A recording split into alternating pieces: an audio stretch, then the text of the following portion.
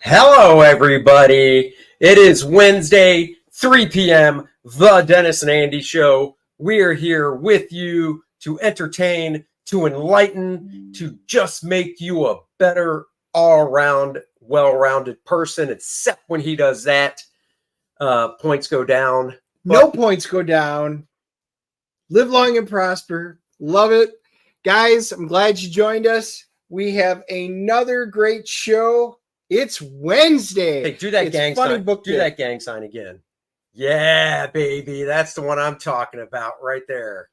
Different. Do it Spock, so you can see contrast. Spock would never do that. Yeah. Live long and prosper, and Andy's. That's right. Citizen Ronan in the house. Hello. Marcus Kellegrew. It's 3 p.m. That's right. Just Kevin Ryan, Blackjack. What is up, everybody? Wow, Randy, how are you sick? I don't see you. Oh, Fragaboom says he loves us. That's because of the picture I sent you earlier, Dan, of what your steak that you like to have for lunch looks like. Yes, he did get the hard drive. I did. I'm just waiting on him to get his so that we will have. Yeah, but Dan, here's the difference between Dennis and I. He got it over a week ago, and he is yet to even crack it and look at it. He's waiting for me to get mine. Whereas if you sent it to me, I would have had that baby open and looking at all the goodies. And then that he wouldn't have loves you, baby. No, he just wouldn't have got any work done for a week. That's what it would have been, Dan. So, but thank you. Thank you very much. That's right. Damafino in the house. Steak eater. Well, that's because of a certain picture I showed him. I'll show you guys. Let's bring our guest in first because he is on a time crunch. He is part of the Graybeards, the show that Aaron Lopresti does with Kelsey Shannon, David Williams, and our guest, Gary Martin. Welcome. Hello. That's my gang sign. All right. There you go. No, I was scrolling through Facebook and I came across the type of steak, Graham Nolan, myself, and Graham got us all kind of hooked on this. Myself and Dan Fraga there, we are on kind of like this carnivore type diet for steak. And I found this picture of the type of steak that Dan eats, and I sent it to him. That is Dan's perfect cut of steak. And this is why we never get our rated G rating. Between you and Frigaboom. Yeah, sure, Andy. I'm believing that you searched the internet to find that. That's you just took a picture of what's in your freezer. Maybe I took a picture of what's in my pants and then I just adjusted it in Photoshop. Or you shrink wrapped it, which is more believable. Actually, the real answer is I took a picture of what's in Dennis's freezer. So I was over at his house and I was like, he says he's eating steak. Now let's see. And I opened the freezer. I'm like, my God, he certainly is. And then in his other freezer was the guy it was attached to. So that was the weird part. Dexter over here. Wow. At least you did one with Dexter, which was at least fictional versus, I don't know, Dahmer. Exactly. Well, guys, to get on a slightly more serious subject, we did a great show of 90s comics. And then the following week, we stepped back a decade and did the 80s. And then when I got back from my little trip, we decided to walk down the 70s. So you guys know why we're here.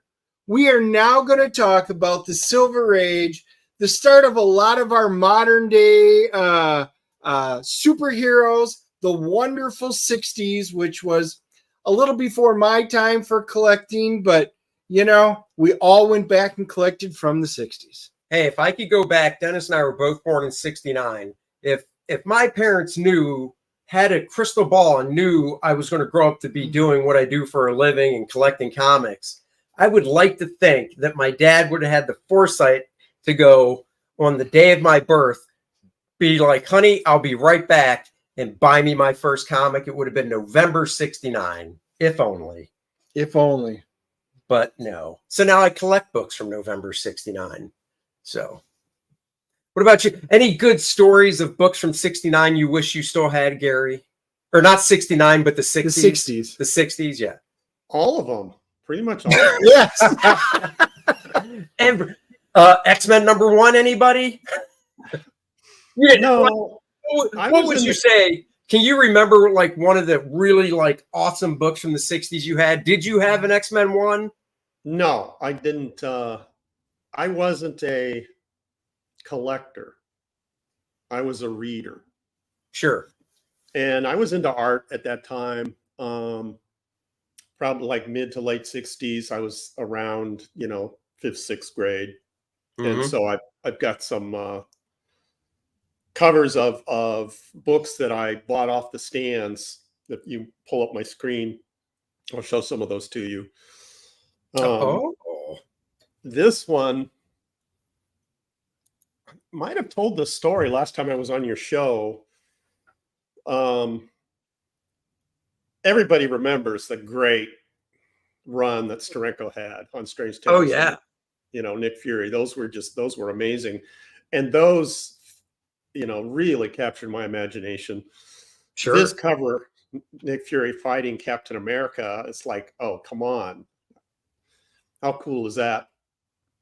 And this particular comic, when I probably stopped reading comics when I went into high school, as most youths do.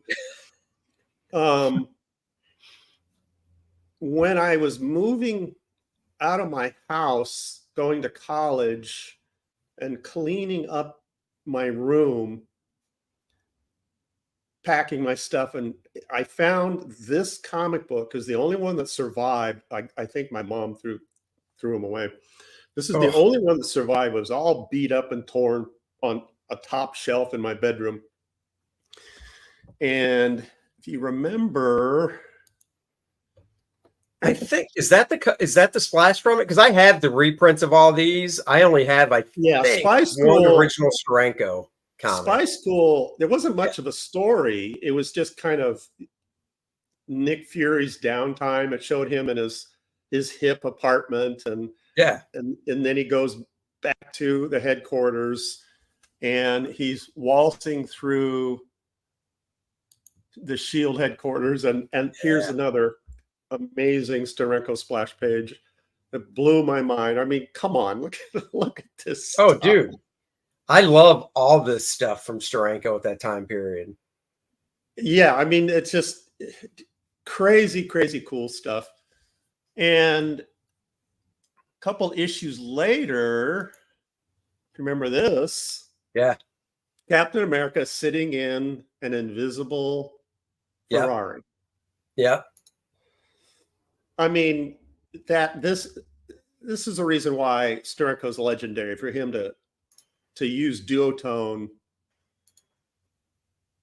to render this, Ferrari, so we can tell that it's invisible. I've never seen anything like that, and I don't think anybody else has even done anything like this.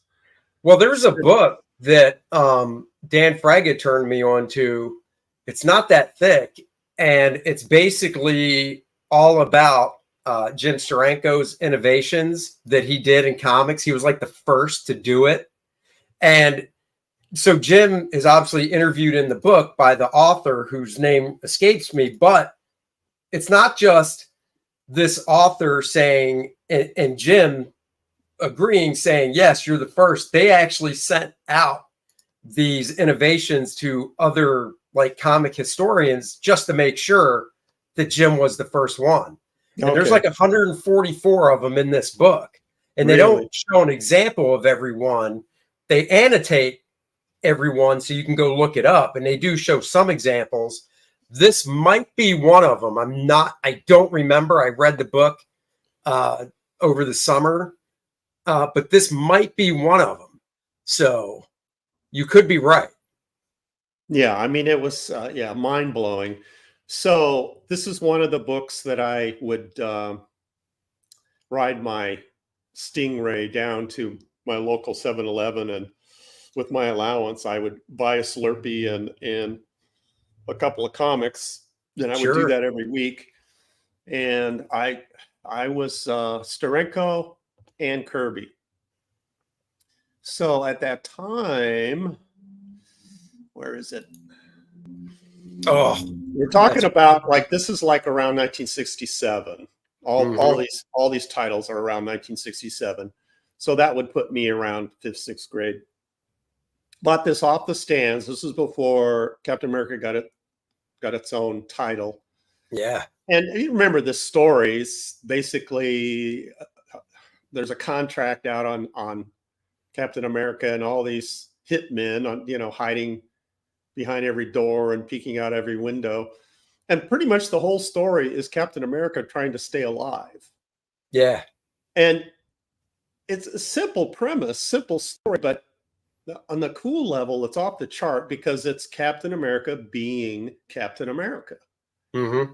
And that's why I loved it so much. So all those stories were like that. So Kirby was drawing this. He was also... Do you remember? I'm trying to think if that splash, because I have that issue that you just showed. I'm trying to think if that's the splash page where he's coming in a room and there's like two guys like trying to hide. Hiding behind the door. Yeah. Yep. That is okay. Yeah. See, you even remember it. I mean, that's how cool that story was. Oh yeah. So Kirby was also drawing FF, and again, this is a issue from '67. Ben is going berserk. Yep. Another classic Kirby cover, and great story. Yeah. And while he was doing this amazing stuff, he was also doing this. Yep. In this issue, Thor loses some of his powers, and so Loki is kicking his ass. I mean, again, simple premise, but very cool. Yep. And again, I got these images off the internet. It's coincidence that you see Gary scribbled on the... I was just going to mention that. Is this yours? How do we know this isn't yours that somebody owns now and took a picture of for the internet? I did not write my name on my comics. I'm getting that out there now. So, you guys out there don't freak out. I would hope not, because Aaron Lopresti would never have you on his show. I know. He's already banned me. Yeah. So let me share one more title that was also going on at that time that I bought off the stands. Oh, yeah. Number 50. Yeah. The iconic. Yep. And at that time, John Romita, the artwork he was doing was just amazing. And the stories were great. It was just an incredible time to be buying comics. And that's why I was a Marvel guy, because of this is the stuff that was going on. I never bought DC. It was everything for me was Marvel. But the thing is with that comic, it wasn't just an iconic, amazing looking cover. And everyone's like, well, is that why it's worth money? No, it's first Kingpin. I mean, is that the first Kingpin? All of these comics that are worth all of this money, everybody's like, well, I don't understand why they're worth money. In most cases, it's because it's the first appearance of something, Right. X-Men 1, my personal favorite. I mean, it's all the X-Men. It's all their first appearances and stuff like that. Fantastic Four. I mean, this is why it's just awesome to have it. But then when you mash that up with these first appearances and then being able to put in just iconic covers like that, I mean, this really is some of the greatest period to have ever collected comics. Let me answer this real quick. Marcus wants to know the name of the Steranko book I was talking about. It's right here. It's called Steranko, the Self-Created Man. It's not that thick. Like I said, it's a thin book. It's only 162 pages, soft cover. But it's mainly words, so Andy has a hard time reading. Oh, I read this whole thing because I read this whole thing because it's about Steranko and his innovations and stuff. So it's a good hold book. on a second. I've got a beef with Citizen Ronan. He said that I only wrote my name on my underwear. That's absolutely false. My mother wrote my name on my underwear. Thank you. Right. That's exactly right. No self-respecting child wrote their own name. No, my mother wrote my name on my palm so I wouldn't forget it. So, but she did it on my right hand, so it was always streaked for some reason. I don't know. All right. Well, I was going to say it was when it was wet, and you would go like that, and it would always be backwards on your head. She wrote it on my forehead so people would know to call me Andy. So, but there you go. You know, well, speaking of first appearances that are going to be worth money, think about it. Kor-Drath's going to come out. It's going to be great, and people are going to want his first appearance in First Man Volume 2, where he's that little action figure way in the background. Yep. Is he? Get First Man Volume 2 and find out. Okay, anyhow, back to the show. Are you adding that to the screen, or I'm just gonna pop this one up. Okay. We're going to share something. So, I mean, the 60s was a great time when you look at it, because you've got X-Men #1, Spider-Man #1, Fantastic Four #1. I believe Justice League was 1960. I mean, it was really, I know 59 was the actual start, I guess, of the Silver Age, but 60s is when all the books really just started hitting. And like, you know, the Journey into Mysteries and the Thors. I mean, look at this. There's Dennis holding up his X-Men #1. So that shit-eating grin on his face. You all know it by now. It's my holy grail, my favorite book. It's the one title that I've collected every issue from up until they went to hell just about a year and a half, 2 years ago here. And, you know, to go back and be able to grab a copy. And this was when Stan was still here. And I bought a slabbed copy, which was the very last one that I needed. I've read everything up to it. I had read other versions of it, but I got my copy. And the boys at CBCS came over to me and they're like, "You're going to be at MegaCon next week. We got a private signing with Stan Lee." And yeah, anyway, there's a reason why this is my favorite comic from the 60s, my holy grail. Aaron Lopresti still makes fun of me for getting Stan Lee to sign it, but you know what? I will take that every single day of the week. It was a 9.0 slabbed. It went down to a 8.5 after the signing, and people are mad at me. And you know what I say to them? I'm never selling it. So that is what I have lived for collecting. All in the 1960s. First, everybody. All the X-Men, Magneto, Professor X.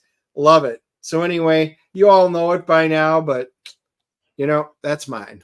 Yeah, Dennis, you'd be interested to hear that after I found that Steranko comic on my shelf, I went to my very first comic book shop after that to start buying issues that I had missed while I was in high school. And so we're talking mid 70s. The shop in San Jose had an X-Men #1 on the wall, and he was selling it for a whopping $50. Oh. And that was out of my budget at that time. Plus, I really wasn't into X-Men that much. I read other books. I did buy a copy of Conan #1 for $20, but that's what the going prices of those. Do you still have the Conan #1 at least? No, I do not. I sold it for a sweet profit. So yeah. Good. Well, that's what matters. Yeah, I mean, I just think back, just hell, into the 90s. You know, I could easily have afforded a really nice copy of giant size X-Men #1 in the 90s, but, you know, forget it now. So, we were talking off screen, and it kind of got prompted. Gary was mentioning, we were talking about the indices, and it talks about the subscription rates, and and how cheap they were back then. But mail ordering them, and I says, I remember subscribing once, and it's what we were just joking about, but it arrived in the mail, and it was folded right in half, and that was how they were saving on the mailing. And it was I still remember when I pulled it out, and I was like, what's this? I didn't pay extra for folds, did I? I was like, no, that bummed me out, because you open it up and now you got this whole thing in there. So I stopped subscribing. I did find a local place. It was a balloon shop, but they also sold comic books, and that's where I started picking up my comics right after that. I was just the opposite. When I got my Captain America subscription in the mail, we had one of those mailboxes that was literally letter size. So a magazine or anything, they'd always fold it or roll it and stuff it in there. And when I got my Captain America in that brown wrapper and it was folded like that, I was like, yeah, that is the way to go. Yeah, it's Andy. Yeah, I'm with you. I was a reader, and I would, fold it, stick it in my back pocket, and then, head out the door. Yeah, exactly. I mean, that's what you were supposed to do with them. I'm just reading the chat too. Apparently the Steranko book is going for a lot if you want the physical copy on Amazon. I got it off of Bud Plant. So if I were you, I would just check Bud Plant just to see if they have it still. Because I got it for cover price for $25 off of Bud Plant. So give that a shot. If not, I saw somebody say I think Marcus said the digital Kindle version is only $10, so it's still worth it. But back to the topic at hand. But as kids, you're right. We didn't buy them to collect them. Nobody as kids did that. You would just go buy them, and then I would buy back issues whenever I could afford them, because I want to read the story. I want to read all the story, not just here or there. So, man, I would go down and buy everything. When we were camping, the dime store, they had dime stores back then. We'd go, I'm like, oh, they have them on a rack. So I would just go pick up whatever I wanted at the dime store. That was just what you did. Art Tabera is so old. They had penny stores. No, they had dime whores. That's when we go camping, the family vacation in the summer, load up the station wagon and always stop off at some mom and pop grocery store. And that's when you would buy titles that you wouldn't normally buy, because you get whatever they have. Right. And you'd get, like monster magazines and Jerry Lewis comics and, just odd whatever. And that's what the stuff that I remember is. Because you go camping, you don't have anything to do. So you read your Jerry Lewis comics, 10 times during that week. Mine were Richie Rich and Dennis the Menace, Woody Woodpecker.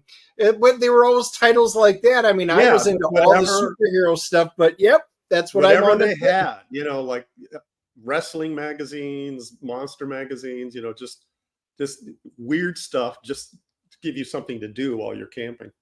Yeah, well, and that was part of the fun, though. That's the thing that really is kind of just a shame today, because you take your kids or whatever out when they were younger, and there's just so much video stuff they could do, and even out in the woods, it's like, I got reception, and it's like, no, you should read something, or use the flashlight to look through a magazine or something. Come on, disconnect. But the only good news was on my Alaskan trip here, when we had some, I downloaded some of my comics onto my tablet, and because I didn't have room to take them, nothing like that. And when we had bad weather the entire 8 days, but when things really got down at night, I could still turn it on at least and read some comics before I went to bed. That's the only good thing I can say about the stuff today, is at least you have that ability. Otherwise, riding in the back of a pickup truck, threw down a piece of carpeting, and you laid in the back while you drove, and you sat there in the back and just read your comic books in the pickup. Yeah. I found a list of the most valuable comics from the 60s. Now, Dennis is the expert here when it comes to this type of stuff. So we can see if he agrees or not just from seeing the little Daredevil. I'm assuming they're going 10-1 because there's no, number 10. They're saying Daredevil, number 1 is 16,000. I don't know how old this article is. Let me see if there's a date. It says 2021. So yeah, it might still be a lot accurate. of the data, for whatever reasons, on most of them, they're about 2021. So they're a couple years old. But in theory, I know comics have taken a dip in recent months, partly the economy, stuff like that.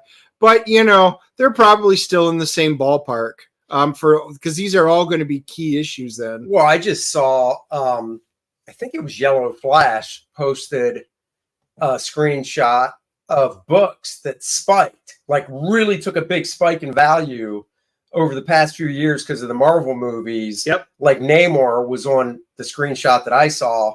And now how it didn't spike back down or go back down to where it began, but it went back down pretty significant. Yes. And just as an example, we'll say it was, you know, a book that was, spiked at like 2,000 now is down to like 600. Because it's like, well, it just spiked because of a freaking movie, you know. I'm willing to bet most of these are probably going to be Marvel books because your important DC ones would have obviously been earlier than this, you know, including Superman from, you know, the 40s. Yeah, blow this up so I can read it. So Strange Tales, why is this on here? Yeah, why is that there? Oh, Doctor Strange. First appearance. There you go. Okay. Is that Ditko? I would imagine it is. Strange Tales 110. I would imagine the inside is. I was just thrown off because looking at the cover, you see the Human Torch and stuff. Yeah, look at the cover. It wasn't Dr. Strange. It was Paste Pot Pete. Yeah, I do remember him. But yeah, so apparently Doctor Strange, the Ancient One, Nightmare and Wong all made their first appearance in Strange Tales 110. I do not own that one. Oh, well, don't you feel like I know. I feel very sad. Don't feel bad. I don't either. Yeah. Brave and the Bold. Starro. Oh God, Starro. Oh, it's right from it. It's Starro. I got to draw that scene. You gotta, you know, don't forget he was a conqueror. He was Starro the Conqueror. Such a goofy character, yet they put him in was it the Suicide Squad movie he was in? Was it the movie or was it the show? Oh, Peacemaker. Yeah, Peacemaker. It was one of the two of them. I mean, you know, they did it was cute. I mean, I kind of like what they did for, you know, somebody that powerful and cool. But so, and Marcus even brought up in that Strange Tales, Doctor Strange story was only 5 pages. So it's not even like it was half the book. So far, I mean, 10, 9, 8. I would like to have think Daredevil would have been above Strange Tales. So, guys, so you bring up a good point, Joe, and we should just kind of address that, because we can always look up current market and stuff. But the reason the Marvel movies up through Endgame, I mean, it was a spectacle. They were fantastic. Everything built towards it. It was a rising star that just kept going and going. Therefore, speculators went nuts. Collectors went nuts because everything that was coming out, who's going to be the bad guy? Right. I need to get it because, once again, first appearances. That is what artificially drove up the market on so many books. People were doing ridiculous things but Namor at least is a core character. But you're going to take third-rate characters and people were speculating on them and they were jacking the prices up. Look at Rocket Raccoon. Before he was in the Marvel movie universe, that issue of the Incredible Hulk was like $1 box book. It was. And as soon as he hit the big screen, that thing went up to I think the most I saw it for was like $275, $280 for a near mint copy, unslabbed. I don't know what it goes for now. I don't know if it's gone down or not. Well, it has gone down, and now, like everything, the movies and TV shows that they flooded with us with is not good. I mean, a lot of them have not even been in the ballpark. Some people are upset about them. Some people could care less. Therefore, the popularity, all the drive behind it is dropping. And therefore, when demand, it's supply and demand. Right. Demand's going down, so the price is going down. But all your core ones that came out in the 60s, and this is what this is going to show us, these will continue to maintain strong values because they're first appearances or super key important issues. Right. And like this Avengers, obviously Avengers 1, 39,000. Andy, sorry to interrupt. Oh, go ahead. Before you get into Avengers, could you scroll back up to Brave and Bold? Oh, yeah. That cover, do you know what Green Lantern is doing there? I'm assuming that he's like hitting Starro with like a green hammer or something like that. I thought it was just an energy blast. Okay, like I think at the end of his ring, it's just a burst effect, like he's laser blasting him. I think that could be. This is an example of one of the reasons why I didn't buy or read DC at the time, is because they didn't know what to do with their characters. And Green Lantern is an example where, imagine the power that he has with that ring, and this is all he's doing with it. Right. Yes. And this is like after do shapes of weapons, like hitting somebody over the head with a green hammer and stuff like that. It was, for me, it was over the top goofy. And that's why I was not into DC. Gary, when you bring that up, that, I'm kind of along the same lines. I was never as big of a DC fan. I was almost exclusively Marvel with a few DC things here and there. But that was because I loved all the Marvel superheroes because they're all flawed. They all have great stories. The DC ones, Superman, Wonder Woman, Batman. Batman is their most flawed one, which is why I think is the most. But it was the DC villains that drew me to their books. If I was going to pick up a DC book, it's because Joker was doing something really cool or Lex Luthor was doing something cool. The superheroes were never the draw for me. It was always the villains. Where in Marvel, they had a mixture of both, but their superheroes were always flawed and better well-rounded and just more identifiable to me as a kid. Well, going back to what you were saying, Gary, I mean, you're right. Green Lantern's just zapping him, if I remember correctly. And he still did other stuff before this book. So why it was just, hey, just zap him. Aquaman, it's one of those things like this cover would never work today because they realized, well, Green Lantern, I mean, you could just encase Starro in a freaking bubble with, I don't know if Starro exactly. has speed, but and they did the same thing with Superman. They had no clue what to do with Superman. And so every cover, what I remember is someone different beating up Superman. Yeah. On the cover. And in this issue, here's Jimmy Olsen beating up Superman. And but in this issue, Perry White is beating up Superman. They literally... He invented kryptonite for that reason. He was too powerful, too good at everything. He's got to have an Achilles heel. We need to come up with kryptonite. And that was their answer. But see, that still goes to the problem with something like this cover, and I assume Superman's one. I honestly don't remember, but Superman was just so powerful. That's why when they rebooted it with John Byrne depowered him a lot, because I mean the dude could literally just push a planet around and stuff. And this is in the golden age before Justice League. He's that powerful, so he should have no problem dealing with this Starro dude. Right. Oh no, Superman's not on it. It's Flash, Martian Manhunter, Wonder Woman, Aquaman, and Green Lantern. So, but yeah, Green Lantern. So we're looking at the full cover. It's just the laser blast. That's all he's doing. He's not making anything. Such a missed opportunity right there. So you are correct. But yeah, so the Avengers, obviously. I'd almost put the Avengers at number 6. But they've got Journey into Mystery, first appearance of Thor. Well, they're doing it, but see how they're rating it is based on price. Right. Avengers number 1, which that was at peak of Avengers. I still think that's underrated by comparison at 39,000, whereas Journey into Mystery 81,000. Right. What is he? Let's see. We got Artwork, I stupidly sold my near mint Werewolf by Night, First Moon Night, signed by Gil. Wow. Oh, 1,500 unslabbed when it could have been 20 grand slabbed. Oh my God, dude. You know, I got a hard, I know they just put that book out as a facsimile edition, and I still didn't buy it because the cover by Gil is really cool, but I'm just, the inside of the book, I know it's Don Perlin, and I've seen Don do, you know, good stuff. Maybe that was early in his career. I just couldn't do it. I'm just not. I was not a fan of a lot of the second tier Marvel artists like Don Perlin. Yeah.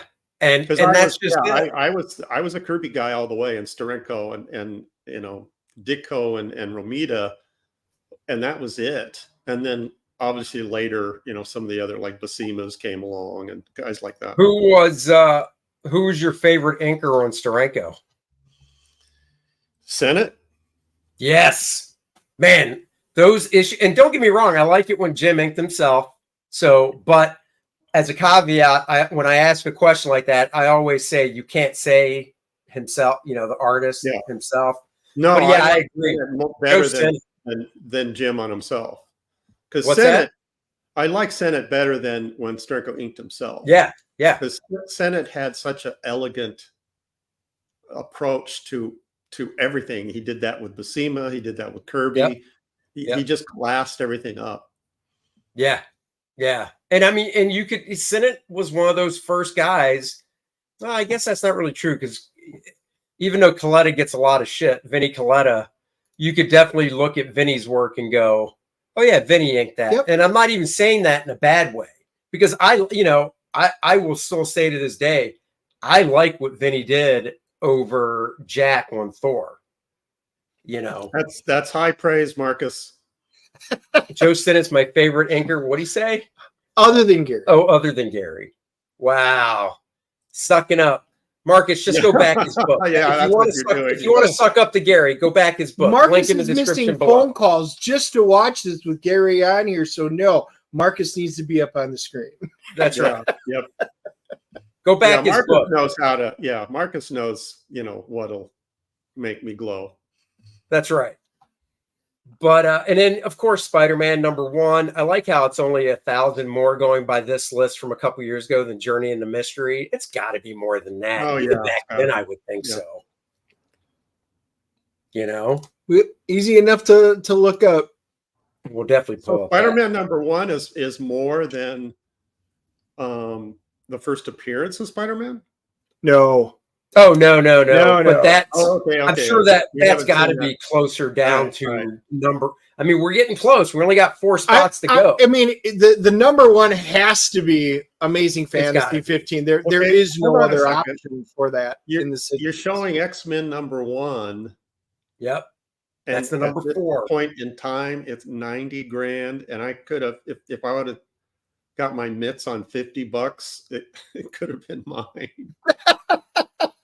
Hey man, I got so many stories like that just when I was a kid in the 80s, you know, looking through back issues and going, same thing, going, oh man, this book is $30. Oh, I wish I'm like 15. Oh, I wish I could spend $30 on this. And obviously if I could, I'd be really fine now. Well, I hate to tell you what I paid for mine, but I got home. My wife let me buy it because she goes, it's your last one.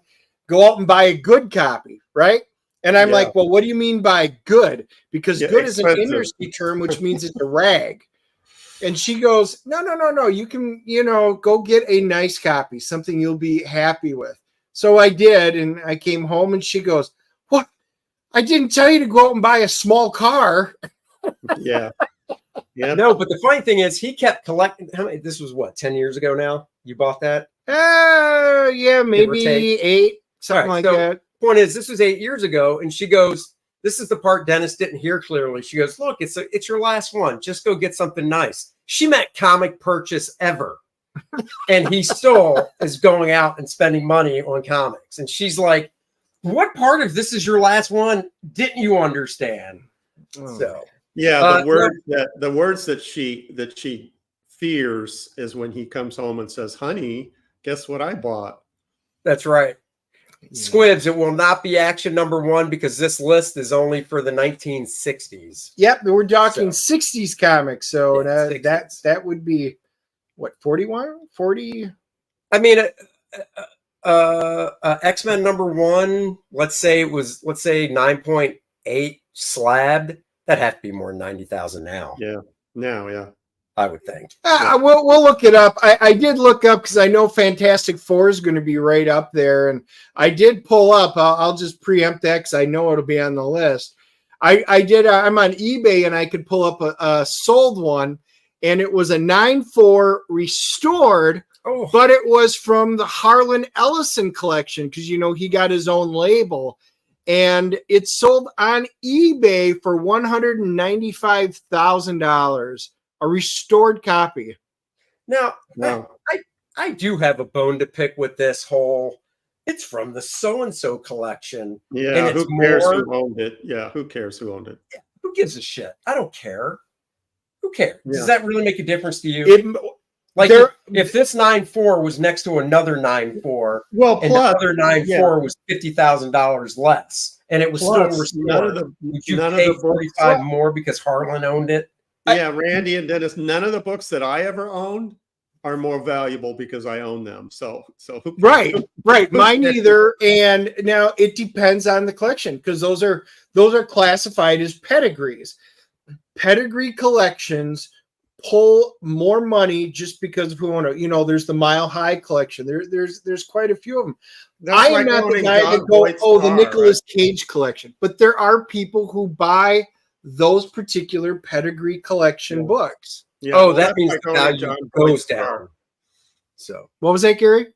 Like owning John Voight's car. Right. That's different. What if it's from the Andy Smith collection? It means you get it at a deep discount. All right, let's burn through this list some more. So we got Incredible Hulk number 1, $110,000. I'm assuming all of these are near mint copies. Fantastic Four number 1, $175,000. So I mean that's on par with what you're showing, and that's not owned by Harlan Ellison. And number 1, of course, Amazing Fantasy 15, $355,000. So does anyone know there's a lot of mythology? Does anyone know who actually designed Spider-Man's costume? I thought if you ever tried to draw Spider-Man's costume, the way it's designed is brilliant on how the web falls, the circle emanating from the center of his mask and on his chest away from the spider. And I mean, it's an amazing design. Graham Nolan would probably know that. And honestly, I bet Aaron knows as well. Because in this book, Kirby, this is a Kirby cover, but Ditko drew it. See, I thought so. This was a Kirby layout that Ditko finished. Is that what you're saying? No, this is a Kirby cover. Oh, okay. Yeah, Ditko did the interior. Right. Oh, yeah. No, I knew that. But yeah, I thought who actually designed the costume? Not created the character, but designed. Right. The costume. See, Marcus says Ditko, but Ditko. I thought I heard that Kirby did. But Ditko, when you think about how a comic is created, usually the cover is created before the interiors. Oh yeah, and I'm sure that was the case with this back then. So yeah, who knows? I mean, back then they did things, assembly line. Yeah, see, Squibs brings up a good point, and he says, I saw that Kirby had an early design, and I've seen that too in one of the Kirby collector magazines. I might have it. If I do, it's buried somewhere. But then Art of Roy says, I know it wasn't Romita because Romita wasn't involved with Marvel Comics at the time. Yeah, Romita was still doing romance stuff. Yeah, he wasn't even working for Marvel at that time, I believe. He was. No. Yeah, I think he was doing romance. Yeah, yeah. The one I was a little surprised about. Ditko drew a cover that was rejected. Yeah, I think I remember. So maybe Ditko did create the design if he drew a rejected cover. I don't think it was Kirby because it just doesn't look like a Kirby design. No, it doesn't. But in terms of the brilliance of it, I could attribute that to Kirby. But you're right. I think the design is so, Well, there. the other thing about the early, Spider-Man from back then was it was actually supposed to be, his costume was supposed to be red and black. And it was just the highlights were blue, kind of like, Right. black hair. All the hair was colored blue. Right. It was black because they didn't have gray in their palette. Right. But as time went on, it became people using less and less black on the costume. So there was just more blue to it. Whereas if this was the design today with today's technology and it was supposed to be black, it would have been black. You know what I mean? Right. Yeah. Yeah, I think you're right, Marcus. Kirby's design was a little more like the Fly. And that could be because I think, damn it, it was either a documentary or something. Like I said, I bet Graham or Aaron would know for sure. When they were thinking of when Stan was mulling around the idea, I think he originally threw out, or maybe it was Kirby that threw out Flyman, but then there was the Archie the Fly, so that wouldn't work. Right. So that's how I'm going to be on Graybeards later. I'm going to be on Graybeards later. I will ask Aaron. I was going to say, you're going to see Aaron. Ditko had to create the design. Otherwise, there's no way he would draw those costume webs page after page. I mean, that could be true too. Point. That's a good point. Yeah. The only book that I thought was going to be on the list that I didn't see, I thought Tales of Suspense 39, first appearance of Iron Man. I thought that would have made it into it. But it didn't. It didn't. But what should be on the list that we have to talk about, because there's only 15 minutes before Gary has to bug out is the ink art of Gary Martin, Brush with Destiny. Love it.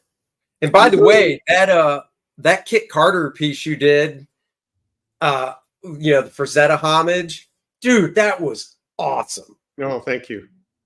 You didn't ink that whole background with brush, did you? A lot of it. Wow. There's a lot of template in there, but there's a lot of it because I was trying to mimic what Frazetta did, and he inked a lot of that stuff with a brush. Now, is that something you told Aaron because you're my pal? I'll let you use for your campaign. No, we were just talking about it, and I said if I did a Kit Carter, would you use it in your book? And he said no. He said it would. It would not. I don't have the budget for it. The book's already budgeted, and he had a couple other guest artists do pieces for it, and I just had this composition in my head to use the Frazetta background, right? And then my version of Kit, and I just went ahead and did it anyway. I drew a Kit Carter. Yeah, we were talking about yours.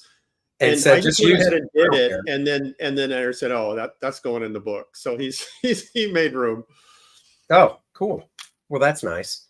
Yeah, I told him. I said, "Dude, just use it. I don't care." So, well, cool. Well, it's kicking along nicely. It looks like. Well, it's slowed down. It's slowed down quite a bit, and so I need to start pushing it. I don't like promoting. I just kind of want to put it out there, but that's not how it works. You got to remind people that it's there. So this is a collection of pieces of art that I've done like in the last decade that I spent more time on than I would normally spend on a regular comic book gig. Right. And exploring, like classic illustration techniques, thick and thin lines and cross hatching and like Franklin Booth type stuff. I would dabble a little bit in inking comics, but with deadlines and the crummy page rates, you can't really spend too much time on that stuff. So that's basically what this was. Now, how big are the originals to most of these pieces? Most of these are 11 by 17.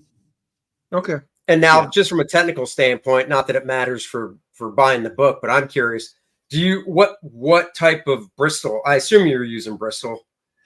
board? Yeah, it's just the regular comic book paper that you can buy in pads, so But is it smooth? Is it smooth or vellum? No, it has I don't like it to be too smooth. A lot of people assume because I ink with a brush I like slick paper, but Yeah. I like to do dry brush sometimes, and if the paper is too smooth, that doesn't work. Right. So it's a little bit rough. Now, my other thought is with a book like this, because it is an art book and stuff, and it's very well. I mean, dude, just look at that. I mean, I'm far enough away from my screen that I'm actually looking at it on that your gray tones that you're doing with your cross hatching and stuff just meld together to really make almost a black and white photographic feel from the distance I'm at. And then looking up close on it. Yeah, that's what I'm trying to do is like you're looking at a wash drawing, but then when you look at it close, you see the lines. That's what I'm going for. Randy says, I like this idea. Now, if Gary were to add a Lilith drawing to the book, well, there you go. Well, I'm still. There's a couple of pieces that I haven't finished yet that will go in the book, but 98% of the artwork is done for this already. How many pages is it again? Right now it's at 112. Okay, I should know it. They're all full page illustrations. Yeah. What I was getting at is I think you should maybe go the route when you're done of, get a barcode, get an ISBN number and see if you can get it, in stores or something. It can't hurt. True. I've been thinking about that. I haven't looked into it, but that's on my list of, things to think about. Yeah, well, I can tell you from my, because I have experience with doing the whole barcode ISBN thing. So ISBN numbers you have to buy, at least from this website I go to, which I think is a pretty popular, most used one. You buy those in bulk, 10. Okay. I think they do. You can buy one, but to give you an example, buying one, you're better off spending a little bit more money and buying 5 to 10 or whatever it is. Okay, so you have them for future publishing ventures. But then the barcode itself, those you buy separately, and they're $25 each because I just bought one for Kor-Drath. So it's only $25 for the whole book? No, for the barcode. Right. Yeah, but the ISBN. So when I go to the website, and I go under my account, I still have 4. I either have 3 or 4 barcode, or not barcodes, but ISBN numbers to use. Okay. And then when I use it, I just click on it, and then you fill out all the book information. And then after it's submitted, a thing pops up that says, don't forget the barcode, whatever. And then the barcode, you can buy one at a time, and there's no discount, I don't think, on buying multiples. So I just buy those as I need them, and the barcode is $25. Randy has a good suggestion to create a tier for Canadian shipping. I didn't want to mess with international shipping because of the weight of the book would make the so is this just United States? Pardon? Is this just United States shipping then, or? Yeah, because of the expense of it, it's international shipping costs more than the book because. Well, I know that, but so. Well, I didn't offer international shipping for the book. I did for the prints and original art and all that stuff, but not for the book. But that was a mistake. I should. Yeah, I mean, it's not too late, is it? Is it too late? No, but yeah, I mean, Randy has a good idea. I need to offer something in case people, just to give them, that option instead of not allowing them to even do it. Yeah, because I mean, that's something we all deal with. I mean, look, our Kor-Drath is $25, but unfortunately, if you live in Australia, I think the shipping's $30. I can't do anything about it, but I'd rather give the person an option, Yeah, and that's something that I should have done, and that's one of the reasons why I'm doing this project. Is this is my dipping my toe in the pool. I do want to create a graphic novel. Sure. got a lot of the, bare bones in my head figured out. And I didn't want that, a 100-page graphic novel, to be my first crowdfunding project. Yeah. And something that the artwork is mostly done appealed to me. And that's why I've launched this project, is to help fund the graphic novel project. So if this crashes and burns, then kiss the graphic novel goodbye. Hey, Dennis, look at this one. I know, I saw that. Look at this original art you can get. Dennis loves Star Trek. Like, him and Aaron could go to like Star Trek camp and take Graham with them, and they could just get under the covers together in a big king size California King and just turn on Star Trek and pass the popcorn back and forth and have a good old time. I sense jealousy. Nope. That is a beautiful piece. I think your wife should get that for you for your birthday, Christmas, because they're close. I know. I only get one or the other. That's right. Is this are you doing, this is just soft cover, right? You're not doing a hardcover? Yes, I'm not doing a hardcover. Yep. That's cool. That is just fantastic. Look, another one that you actually love, Gal Gadot. She is nice. Yeah, I've done Dennis, several. Gary, you might want to use a little whiteout. If this original is for sale, I think Dennis would buy it if a stiff breeze was coming up and blowing up her little skirt. Do you have a Dark Phoenix? Oh, if you did a Dark Phoenix. The idea of doing her hair is intimidating. Yeah, but Gary, I think I could guarantee you a sale of the original. Dark Phoenix.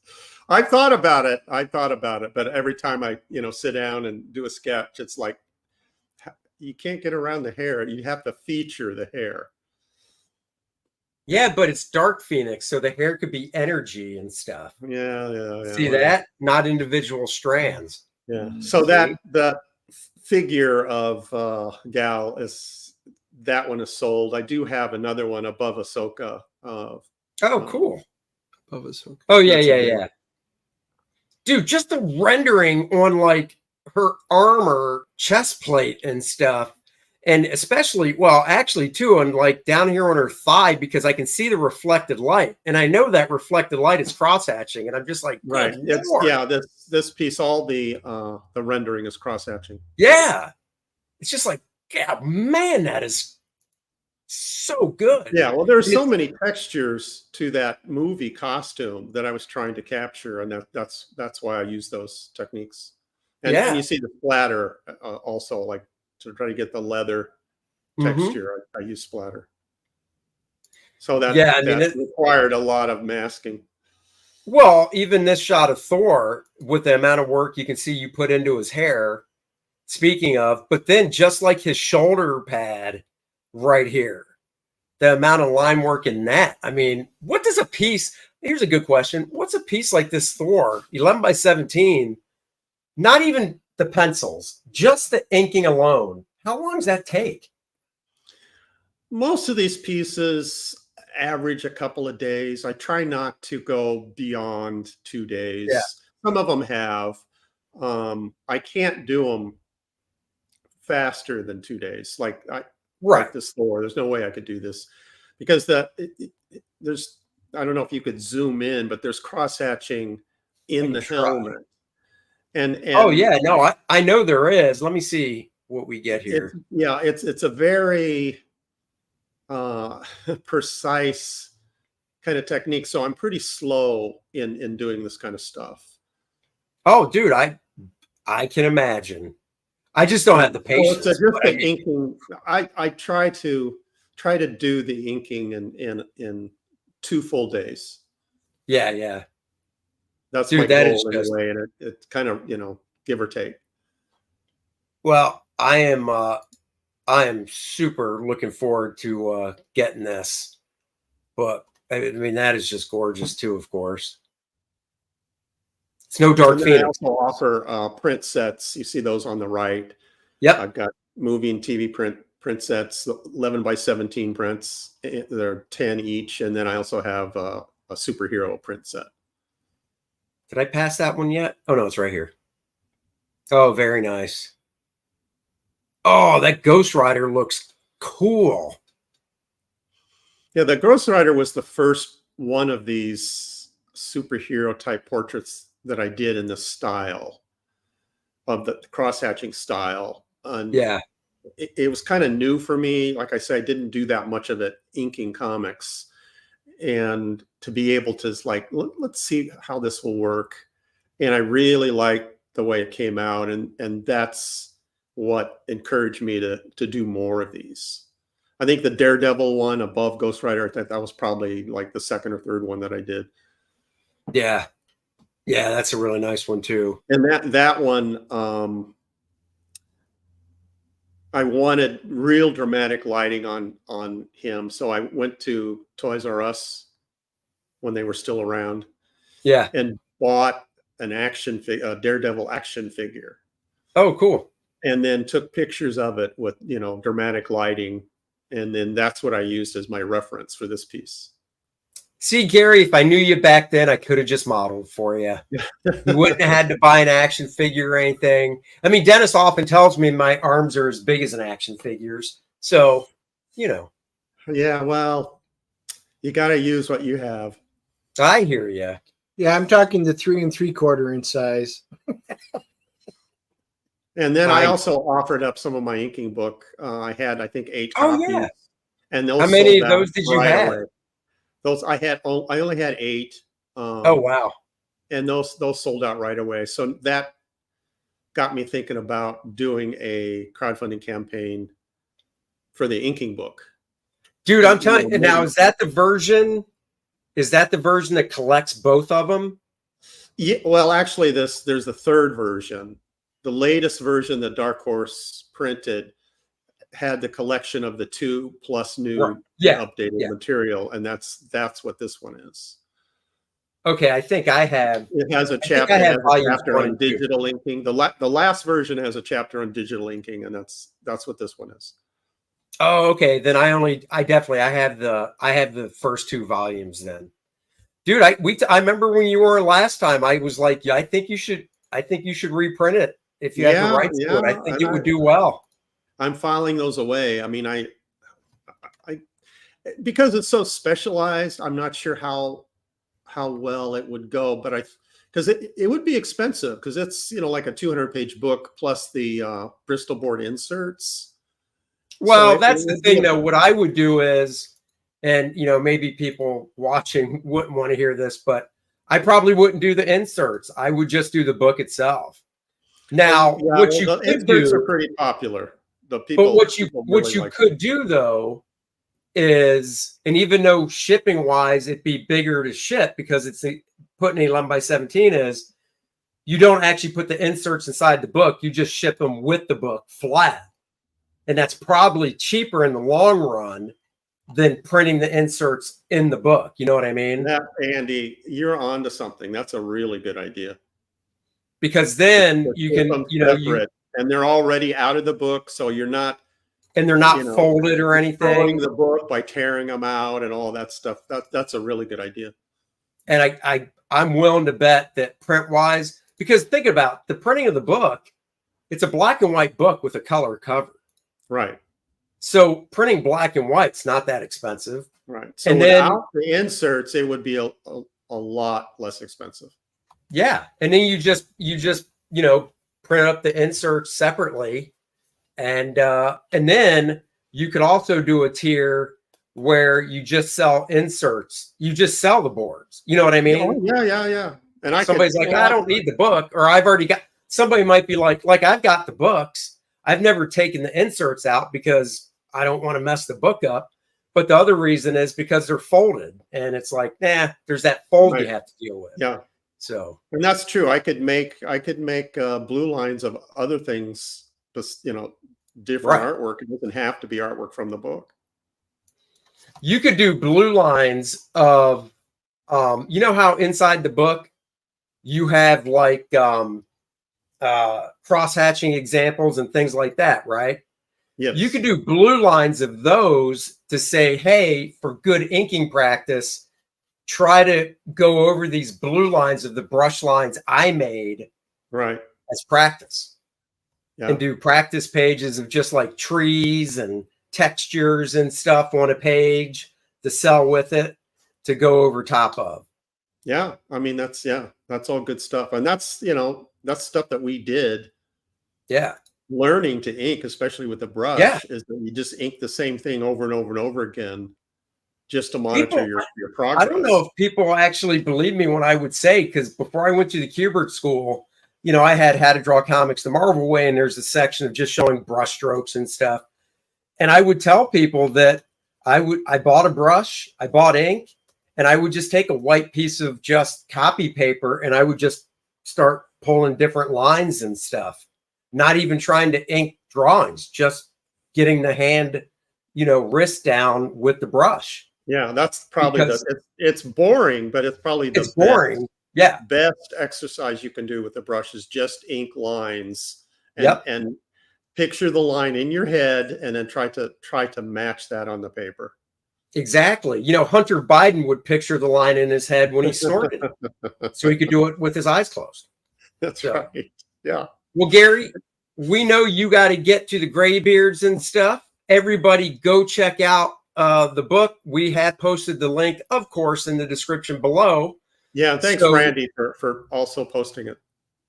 Oh yeah, Randy's the man. He's all over the place. Yes, he is. He is great at that. In fact, I'll highlight it right here. There you go.